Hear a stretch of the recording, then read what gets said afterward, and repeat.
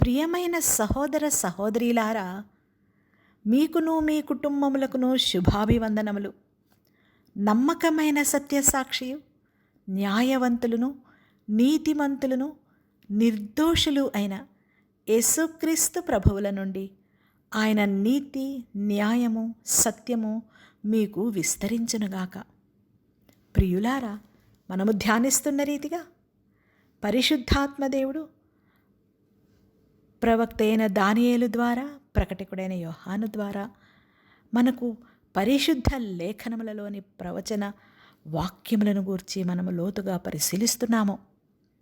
దానియేలు 3వ అధ్యాయమునందలి గంభీర సత్యములను మనము గ్రహిస్తూ ఉన్నాము. నెబుకద్నెజరు రాజు ఒక బంగారు పెద్ద ప్రతిమను చేయించి ఆ ప్రతిమకు ఎల్లరూ నమస్కరింపవలసినదిగా అనగా పూజింపవలసినదిగా బలవంతము చేయుచున్నాడు. దానియేలు 2వ అధ్యాయంలోని కలభావమును దానియేలు ప్రవక్త తెలియచేసిన తరువాత తానే ఆ బంగారు శిరస్సుని ఎంతో ముగ్ధుడయ్యాడు.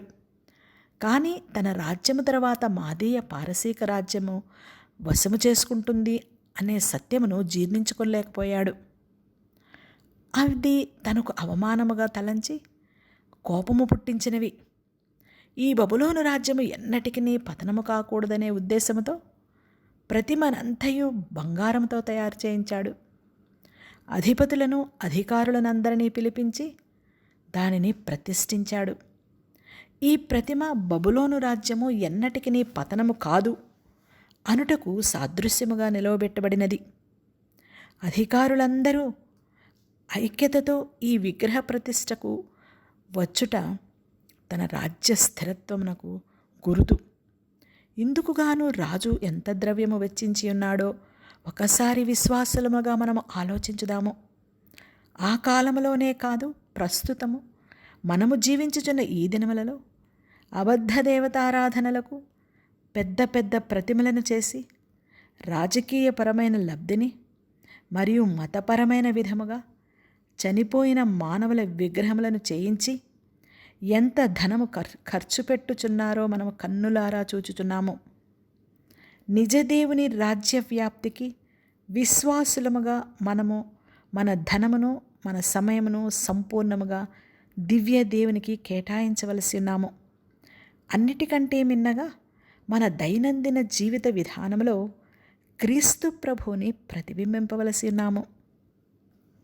ప్రియ దేవుని బిడ్డలారా, చివరికి బబులోను రాజ్య పరిస్థితి ఏమైనది?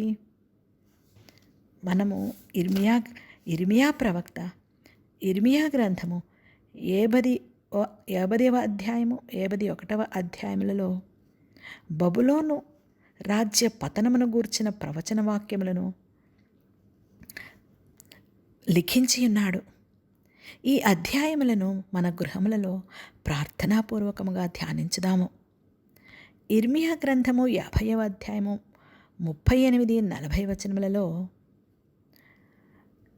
బబులోనును గూర్చిన పతనమును గూర్చి వ్రాస్తున్నాడు. నీళ్లకు ఎద్దడి తగులును, అవి ఇంకిపోవును. అది చెక్కబడిన విగ్రహములు గల దేశము. జనులు భీకర ప్రతిమలను బట్టి పిచ్చి చేష్టలు చేయుదురు. అందుచేతను అడవి పిల్లులను, నక్కలను అక్కడ నివసించును. నిప్పుకోళ్ళును దానిలో నివాసము చేయను. ఇక మీదట అది ఎన్నడూ నివాస స్థలము కాకపోవును. తరతరములు దానిలో ఎవరునూ కాపురముండరు. యెహోవా వాక్కు ఇదే. సొదొమును, గొమొర్రాను వాటి సమీప పట్టణములను దేవుడు నాశనము చేసినప్పుడు జరిగిన రీతిగా ఎవడనూ అక్కడ కాపురముండకపోవును. ఏ నరుడును దానిలో బస చేయడు అని సర్వశక్తిమంతుడైన దేవుడు సెలవిచ్చినట్లుగా బబులోను దేశం యొక్క ఇప్పటి పరిస్థితి అదియే. ప్రస్తుత భౌగోళిక మ్యాప్ ప్రకారము అది ఇరాక్ దేశ ప్రాంతంలో ఉండి ఉన్నది.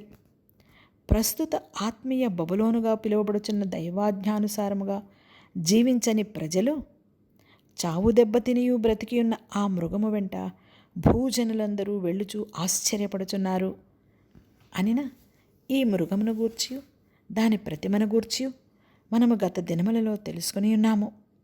మరలా మనము రేపటి దినంలో పరిశీలిద్దాము. ప్రియ సహోదర సహోదరిలారా, ప్రకటన గ్రంథము 16వ అధ్యాయంలోని కడవరి 7 తెగుళ్లను గూర్చి మనము తెలుసుకుంటున్నాము. 4 తెగుళ్లను గూర్చి తెలుసుకొని ఉన్నాము. 5వ తెగులు ప్రకటన గ్రంథము 16వ అధ్యాయము 10-11 వచనములలో, 5వ దూత తన పాత్రను ఆ క్రూర మృగము యొక్క సింహాసనము మీద కుమ్మరింపగా దాని రాజ్యము చీకటి కమ్మెను. మనుష్యులు తమకు కలిగిన వేదనను బట్టి తమ నాలుకలు కరుచుకొనుచుండిరి. తమకు కలిగిన వేదనలను బట్టి పుండ్లను బట్టి పరలోకమందున్న దేవుని దూషించిరి గాని తమ క్రియలను మాని మారుమనస్సు పొందినవారు కారు. 5వ దూత తన పాత్రను క్రూర మృగము యొక్క సింహాసనం మీద కృమ్మరింపగా దాని రాజ్యము చీకటి కమ్మెను. అనగా క్రూర మృగము యొక్క సింహాసనం ఎవరికి గుర్తయ్యున్నది అనిన క్రూర మృగము పోపుల సంఘమునకు గురుతు అని మనము అనేక దినముల నుండి తెలుసుకుంటూ ఉన్నాము. ప్రకటన గ్రంథము 13వ అధ్యాయం 3వ వచనంలో చెప్పబడుచున్న రీతిగా దాని తలలలో ఒకదానికి చావు దెబ్బ తగిలినట్టుండెను. అయితే ఆ చావు దెబ్బ మానిపోయేను గనుక భూజనులందరూ మృగము వెంట వెళ్ళుచు ఆశ్చర్యపడుచుండిరి.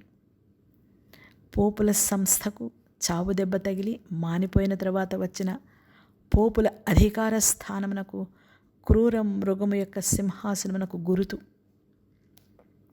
ప్రకటన గ్రంథము 13వ అధ్యాయం 2వ వచనంలో దానికి ఆ ఘటసర్పము తన బలమును, తన సింహాసనమును, గొప్ప అధికారమును ఇచ్చెను.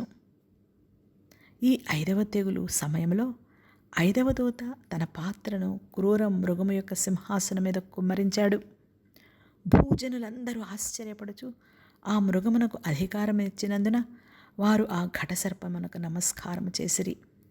మరియు వారు, ఈ మృగమునకు సాటి ఎవడు, దానితో యుద్ధము చేయగలవాడెవడు అని చెప్పుకొనుచు ఆ మృగమునకు నమస్కారం చేసిరి. ఈ సమయంలోనే క్రూర మృగము యొక్క సింహాసనం మీద కుమ్మరింపబడిన తెగులును బట్టి కూడా భూనివాసులు మారుమనస్సు పొందక దేవుని ఆజ్ఞలు నిరంతరము నిలుచునని గ్రహింపక ఆధ్యాత్మిక అంధకారంలోనే నిలిచి ఉంటారు. అందులో తిరుగులాడుచూ ఉంటారు. కానీ కొద్దిమంది శేషించిన ప్రజలు మాత్రము, అనగా వీరు దేవుని ధర్మశాస్త్రానుసారము జీవిస్తూ దేవుని ముద్రను కలిగి ఉన్నవారు. వీరిపైన ఏ తెగులు ప్రభావము ఉండదు. వీరు దివ్యదేవుని వెలుగులోనే జీవిస్తూ ఆనందిస్తూ ఉంటారు. ఈ సమయంలో తిరుగుబాటుదారులైన ప్రజలు తమ హృదయములను, మనస్సులను మార్చుకొనుటకు బదులు దేవుని దూషిస్తూ ఉన్నారు. ప్రియ విశ్వాసులారా, ప్రకటన గ్రంథము 16వ అధ్యాయము 12-16 వచనములలో 6వ దూత తన పాత్రను యూఫ్రటీసు అను మహానది మీద కుమ్మరింపగా తూర్పు నుండి వచ్చు రాజులకు మార్గము సిద్ధపరచబడినట్లు దాని నీళ్లు ఎండిపోయెను. మరియు ఆ ఘటసర్పము నోట నుండి, క్రూర మృగము నోట నుండి, అబద్ధ ప్రవక్త నోట నుండి కప్పల వంటి 3 అపవిత్రాత్మలు బయలువెడలగా చూచితిని. అవి సూచనలు చేయనట్టి దయ్యముల ఆత్మలే. అవి సర్వాధికారి అయిన దేవుని మహాదినమున జరుగు యుద్ధమునకు లోకమంతటా ఉన్న రాజులను పోగు చేయవలనని వారి యొద్దకు బయలువెళ్ళి హెబ్రీ భాషలో హార్మెగిద్దోనను చోటుకు వారిని పోగు చేసెను. ఇదిగో, నేను దొంగవలే వచ్చుచున్నాను. తాను దిగంబరుడుగా సంచరించుచున్నందున జనులు తన దిశములను చూతురేమో అని మెలకువగా ఉండి తన వస్త్రము కాపాడుకునేవాడు ధన్యుడు అని. ప్రియులారా, ఈ ప్రవచన వాక్య వివరణలను రేపటి దినంలో పరిశీలించుదాము. సర్వశక్తిమంతులను, సర్వాధికారియు అయిన యేసుక్రీస్తు ప్రభువుల నుండి మీకును మీ కుటుంబములకును ఎల్లప్పుడూ ఆయన శక్తి, బలము, మెండైన ఆశీర్వాదములు, దీవెనలు అనుగ్రహింపబడునుగాక. ఆమేన్.